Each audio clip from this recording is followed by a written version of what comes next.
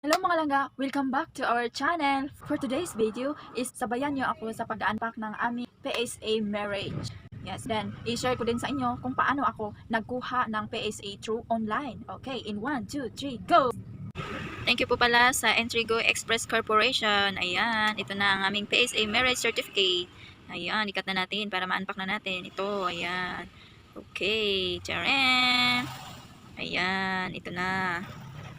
Question: what is PSA? PSA is Philippine Statistics Authority signifies its commitment to provide timely and quality statistics necessary for decision making in all aspects of Filipino life. And what is PSA marriage certificate? A PSA marriage certificate is a document containing a couple marriage details, including their names, the date and place of marriage, and the names of witnesses. The couple officiant and witnesses must sign the document to be valid. How to get a PSA marriage certificate online? If you don't have the time to go out and process your marriage certificate application in person, you can order a copy online psahelpline.ph or this link appointment.psa.gov.ph. So if you want to order, copy the link and follow the steps. That's all for today's video. Thank you for watching. Bye-bye.